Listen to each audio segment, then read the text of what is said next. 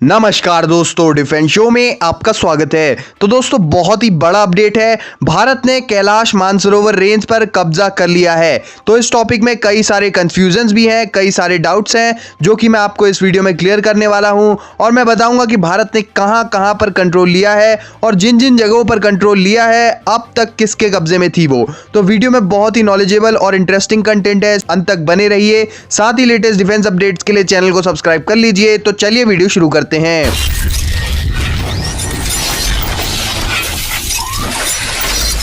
तो दोस्तों, Indian army जैसे कि लगातार चीन से तनाव के बीच एग्रेसिव एक्शंस लेते जा रही है एलएसी पर, तो उसी के चलते खबरें चल रही हैं कि भारत ने कैलाश मानसरोवर रेंज पर कब्जा कर लिया है। तो पहले तो मैं आपको यह साफ कर दूं कि कैलाश मानसरोवर रेंज पर हमने कब्जा नहीं किया है, बल्कि ये भारत का ही एक हिस्सा है। लेकिन हाँ, 1962 के युद्ध के बाद यहां से हमारा कंट्रोल छिन गया था।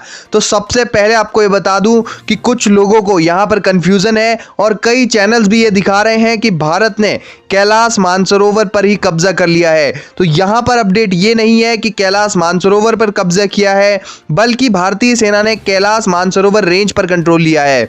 इन दोनों में, कैलाश मानसरोवर और कैलाश मानसरोवर रेंज में क्या डिफरेंस है ये भी मैं आपको बता रहा हूं वीडियो में। तो कैलाश मानसरोवर एक माउंटेन पीक है जो कि कई धर्मों की आस्था का स्थल भी है और करंटली ये तिब्बत ऑटोनोमस रीजन में पड़ता है और यहां पर इस तिब्बत ऑटोनोमस रीजन पर चीन ने कब्जा किया हुआ है।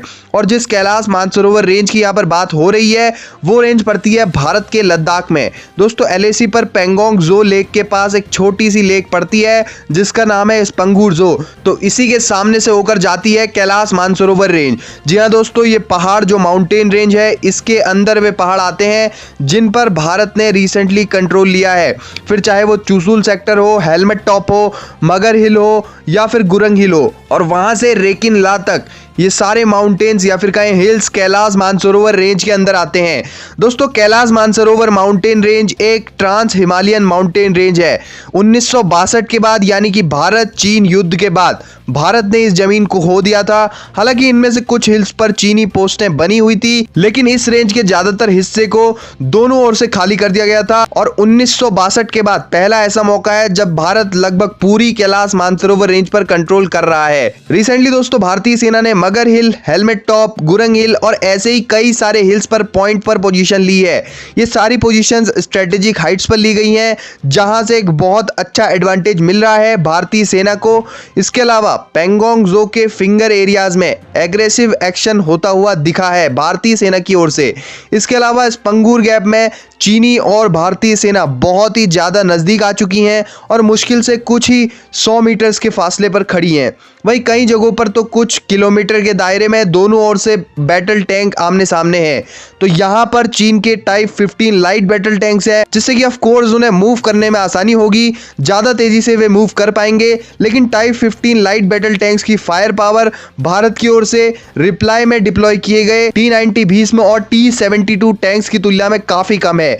वहीं भारत के टैंक ज्यादा बड़े और भारी हैं, तो मूव होने में थोड़ी बहुत परेशानी तो हो रही है इन टैंक्स को, लेकिन इनकी फायर पावर और डैमेज डीलिंग कैपेसिटी बहुत ज्यादा हाई है अगर हम चीनी बैटल टैंक्स की तुलना में इन्हें देखें तो।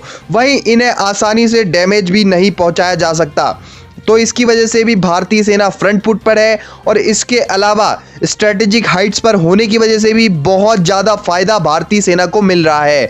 तो कैलाश मानसरोवर रेंज का ज़्यादातर हिस्सा अब वापस से भारत के अधिकार क्षेत्र में है और आगे हो सकता है कि 1962 की गलतियों को सुधारते हुए हम वापस से अपनी ज़मीन के कई बड़े हिस्सों को भी रिक्लेम करें और भारतीय सेना और भी कई इलाकों पर अपना कंट्रोल ले। आप क्या सोचते हैं इस बारे में कमेंट सेक्शन में जरूर बताएं। साथ ही लेटेस्ट डिफेंस अपडेट्स के लिए चैनल को सब्सक्राइब कर लें। जय हिंद, वंदे मातरम।